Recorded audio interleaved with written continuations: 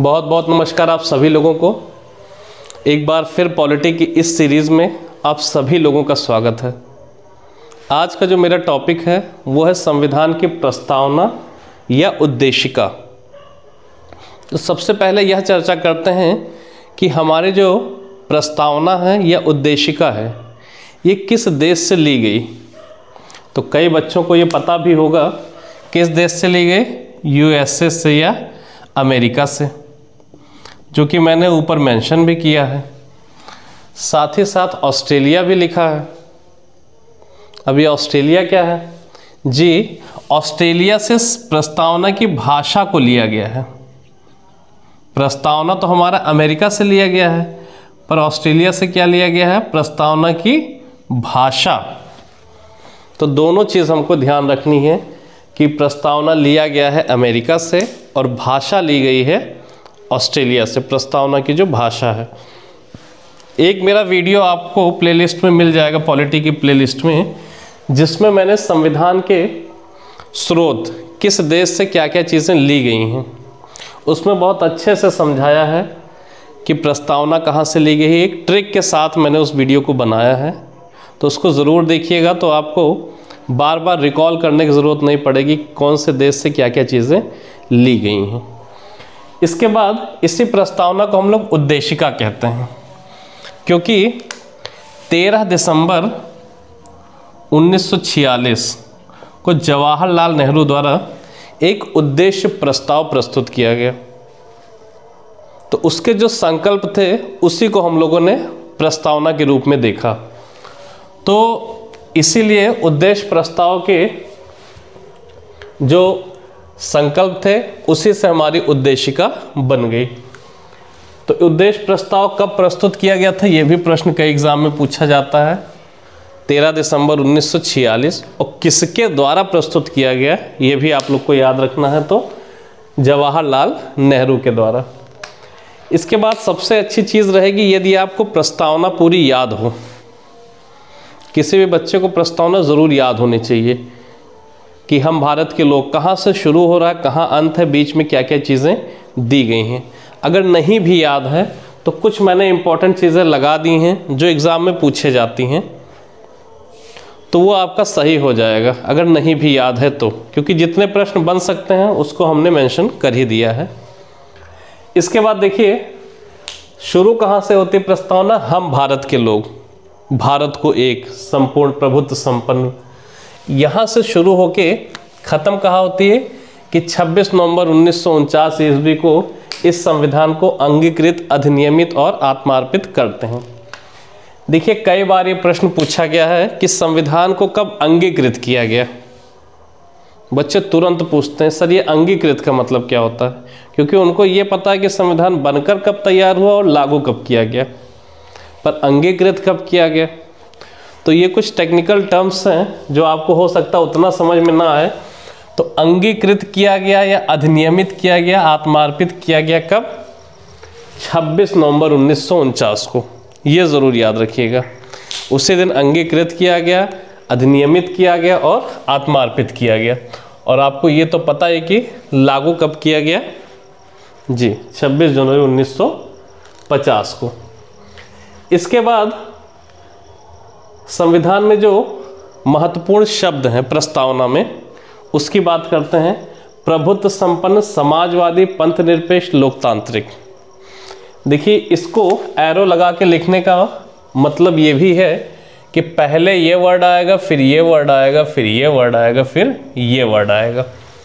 इसका क्रम अभी रिसेंट यूपी में आरओ का पेपर हुआ था, उसका एक प्रश्न था कि इसके क्रम को सजाना था कि पहले समाजवादी है कि पहले धर्मनिरपेक्ष है कि पहले लोकतांत्रिक है।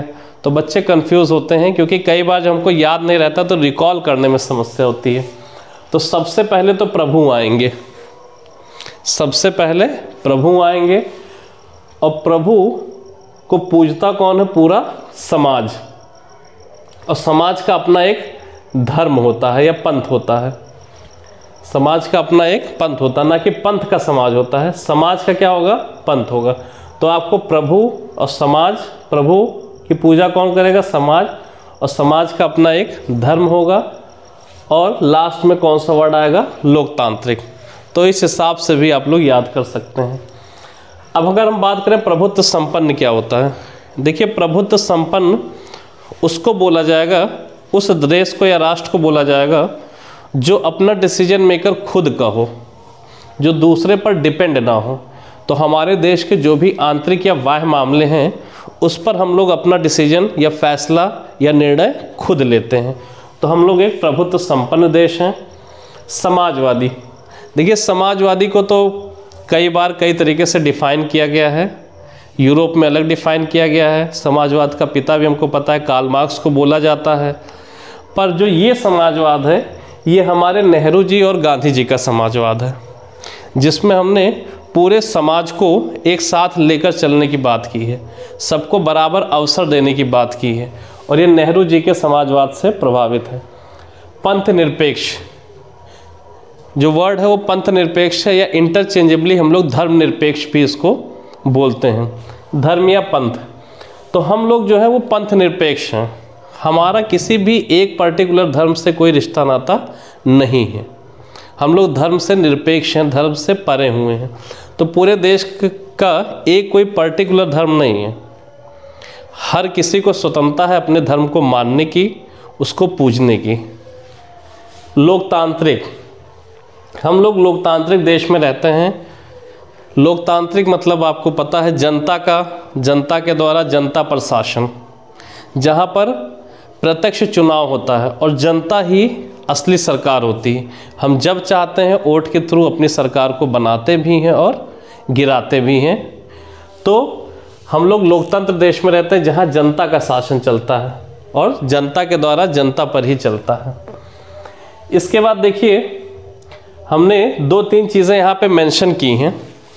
ये 3 चीज़ें न्याय, स्वतंत्रता और समानता, जिनसे एग्ज़ाम में अक्सर प्रश्न पूछे जाते हैं। एग्ज़ाम में अक्सर प्रश्न पूछा जाएगा कितने प्रकार के न्याय, कितने प्रकार की स्वतंत्रता और कितने प्रकार की समानता की बात प्रस्तावना में की गई है। तो 3 प्रकार के न्याय, 5 प्रकार के स्वतंत्रता और 2 प्रकार के समानता की बात हमारे प्रस्तावना में की गई है। देखिए न्याय में 3 वर्ड हैं, न्याय या। तो 3 प्रकार के न्याय। स्वतंत्रता में 5 वर्ड्स हैं, 5 शब्द हैं। तो 5 प्रकार की स्वतंत्रता, विचार, अभिव्यक्ति, विश्वास, धर्म और उपासना की स्वतंत्रता, और 2 समानता की बात की गई है, प्रतिष्ठा और अवसर की। तो ये हमको याद रखना है कितने प्रकार की स्वतंत्रता, 3 प्रकार की स्वतंत्रता हो गया, सामाजिक, आर्थिक और राजनीतिक स्वतंत्रता, न्याय की बात करते हैं तो 3 प्रकार के न्याय की बात, सामाजिक, आर्थिक और राजनीतिक न्याय, 5 प्रकार की स्वतंत्रता और 2 प्रकार की समानता, प्रतिष्ठा और अवसर की समानता। इसके बाद कुछ मुख्य बिंदु हैं। हमारी प्रस्तावना को संविधान की कुंजी बोला जाता है, संविधान का सार बोला जाता है, क्योंकि जहाँ पर भी संविधान की भाषा संदिग्ध लगती है, अभी आप आगे भी देखेंगे 1960 के बेड़ूवादी यूनियनवाद में जहाँ भी भाषा संदिग्ध लगती है हम लोग हेल्प लेते हैं प्रस्तावना की भाषा का। तो ये संविधान की कुंजी है या सार है। जो केंद्र बिंदु है संविधान का या प्रस्तावना का, केंद्र बिंदु क्या है या स्रोत क्या है, जनता या भारत के लोग। सब कुछ भारत के लोगों पर ही टिका हुआ है, भारत के लोग ही इसके स्रोत हैं। इसके बाद कुछ हमने वाद लिखे हैं, कुछ केसेस हैं जिनमें समय समय पर यह विवाद होता रहा कि प्रस्तावना को संविधान का अंग माना जाए या ना माना जाए, प्रस्तावना को कहाँ रखा जाए, इसको अंग से बाहर कर दिया जाए या नहीं ये भी संविधान का ही एक अंग है। ऐसे कई प्रश्न, ऐसे कई वाद समय समय पर उभरते रहे, जिसमें सबसे पहला आपको दिखेगा 1957 का यूनियन ऑफ इंडिया बनाम मदन गोपाल वाद। इन्होंने कहा कि प्रस्तावना को न्यायालय में प्रवर्तित नहीं किया जा सकता, मतलब चैलेंज नहीं दिया जा सकता है। अगर कहीं भी प्रस्तावना आई है तो उसको न्यायालय में चैलेंज नहीं दिया जा सकता कि सरकार ने या लोगों ने प्रस्तावना के साथ खिलवाड़ किया है, तो प्रस्तावना को न्यायालय में प्रवर्तित नहीं किया जा सकता। ये 1957 में यूनियन ऑफ इंडिया बनाम मदन गोपाल का फैसला था।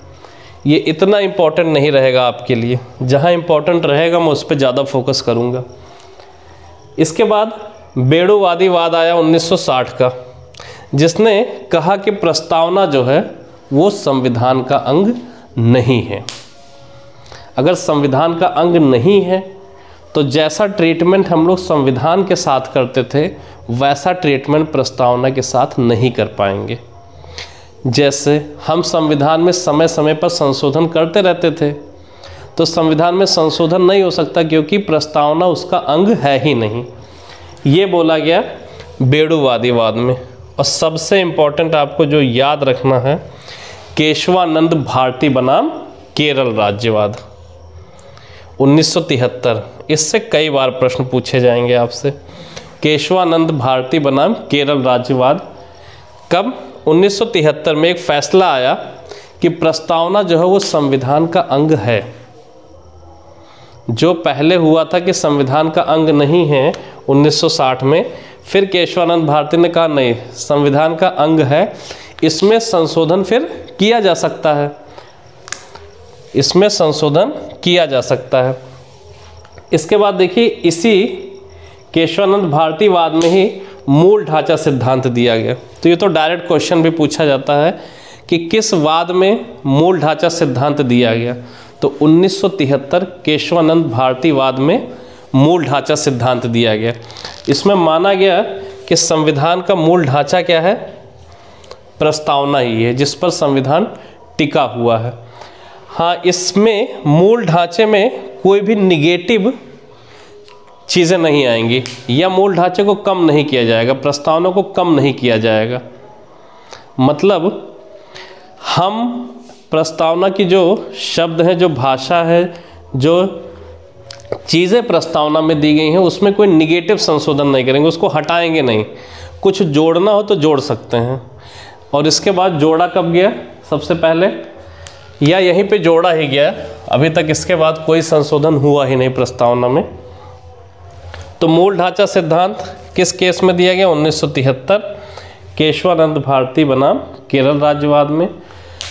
अब बात करते हैं 42वें संविधान संशोधन 1976 की। पहली चीज़ कब हुआ था 42वां संविधान संशोधन? 1976 में। देखिए 42वें और 44वें में बच्चों को बहुत कन्फ्यूजन होती है। 1978। तो देखिए 42 को याद करने के लिए 4 और 2 जोड़ेंगे तो 6 मिल जाएगा। 44 को याद करने के लिए 4 और 4 जोड़ेंगे तो 8 मिल जाएगा। तो 42वां कब हुआ था? 4 और 2 जोड़ेंगे तो 76 में, 1976।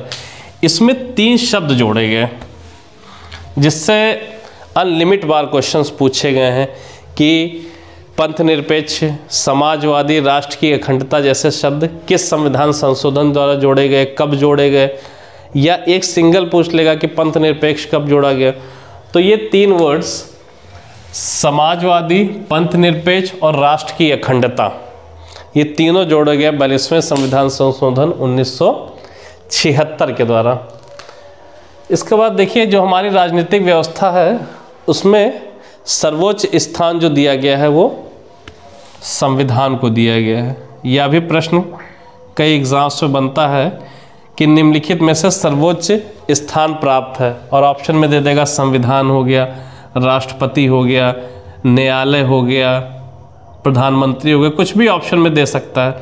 तो हमको ये याद रखना है कि हमेशा और हमेशा संविधान से ऊपर कुछ भी नहीं है। तो सर्वोच्च स्थान जो है वो संविधान का है।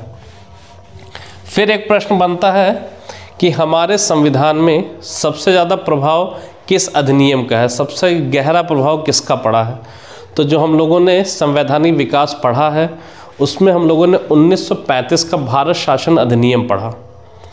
तो उसी 1935 के भारत शासन अधिनियम का सबसे गहरा प्रभाव भारत के संविधान पर पड़ा है। मतलब यहाँ से सबसे ज़्यादा चीज़ें अधिग्रहित की गई हैं, ली गई हैं, जो हमारा आज का संविधान बना है।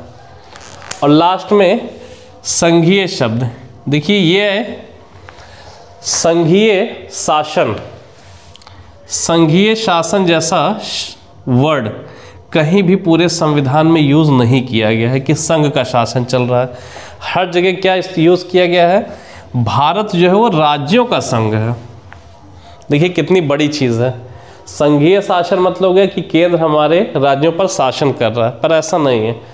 राज्यों का संघ मिलकर पूरे देश को चला रहा है। हर राज्य का अपना कंट्रीब्यूशन है, तब जाके संघ बनता है और संघ या केंद्र पूरे देश को तब चलाता है। कुल मिला के जो जितने राज्य हैं वही देश को चला रहे हैं। तो संविधान की प्रस्तावना से जितने भी प्रश्न बन सकते थे उसको हम लोगों ने डिस्कस कर लिया है। एक दो बार इस वीडियो को आप देखेंगे ज़रूर आपको याद हो जाएगा और एक भी प्रश्न छूटेगा नहीं। अगर वीडियो अच्छा लगा है तो ज़रूर सब्सक्राइब कर दीजिएगा और नोटिफिकेशन बेल ऑन करेंगे तो जब जब वीडियो पड़ेगा तो आपको मिलता रहेगा। बहुत बहुत धन्यवाद आपका।